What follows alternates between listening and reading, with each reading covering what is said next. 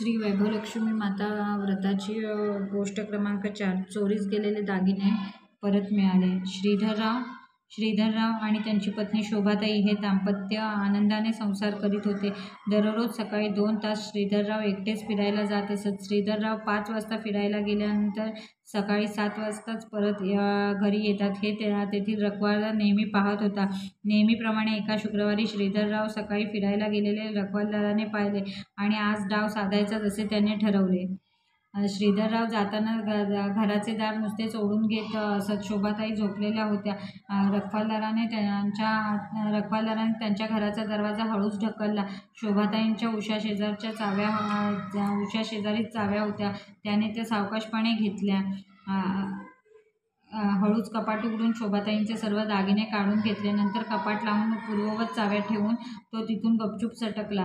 श्रीधरराव फिरून आले. शोभाताई उठून स्नान वगैरे आटपून स्वयंपाकाला लागल्या.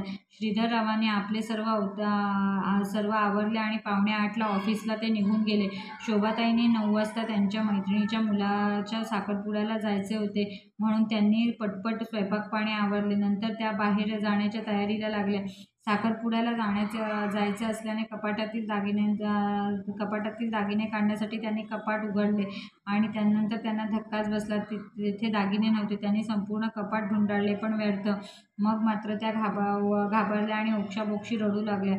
शेजारचे आले. त्यांनी हा प्रकार तातडीने श्रीधररावांना ऑफिसमध्ये व शोभाताईंच्या आईला फोनद्वारे कळवला. शोभाताईंची आई लगेच रिक्षेने आली. आईला पाहून शोभाताईंना जास्तच रडू येऊ लागले. त्यांच्या आईने त्यांना शांत केले. हे पहा शोभा, माझी लक्ष्मीमातेवर श्रद्धा आहे. मी सांगते ते तू लक्ष्मीमातेचे व्रत कर. सगळे व्यवस्थित होईल. त्यांच्या आईने सल्ला दिला. आईने सांगितल्याप्रमाणे शोभाताईंनी परत एकदा स्नान केले व 11 शुक्रवारचा मातेच्या व्रताचा संकल्प सोडला. लगेच मातेचा जपही त्यांनी मनोभावे सुरू केला. तेवढ्यात श्रीधरराव आले. शोभाताईंनी त्यांना सर्व परिस्थिती सांगितली. श्रीधरराव लगेच त्यांना घेऊन पोलीस स्टेशनला गेले. तेथे तक्रार नोंदवून ते चौकीच्या बाहेर पडत होते. तेवढ्यात त्यांच्याच सोसायटीचा रखवालदार घेऊन एक पोलीस येत असलेला त्यांना दिसला. श्रीधररावांना नवल वाटले. आपले संकट विसरून श्रीधररावांनी त्या पोलिसाला विचारले, त्याला का धरून आणले असे?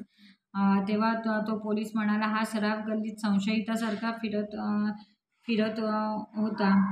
मला शंका आली म्हणून मी त्याला पकडले तर त्याच्याकडे दागिने सापडले. त्यामुळे त्याची बोबडी वळली. हे चोरीचे दागिने असावेत असे मला वाटले म्हणून मी याला धरून आणले. पोलिसाने इन्स्पेक्टरसोबत ते दागिने ठेवता शोभाताईंनी ते ओळखले. रखवालदाराने चोरी केल्याचे कबूल केले.